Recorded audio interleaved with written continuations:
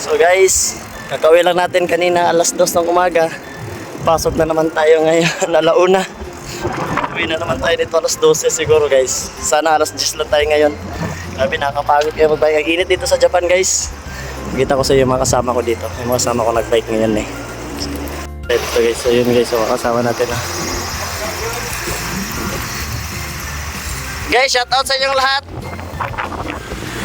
Mabuhay kayo hanggat gusto nyo. Grabe, kasama ko. Grabe, gagwapo. Napabugi. Yung mga aeroplano. Yun sa airport. Yun o, dami aeroplano, naglilipara no.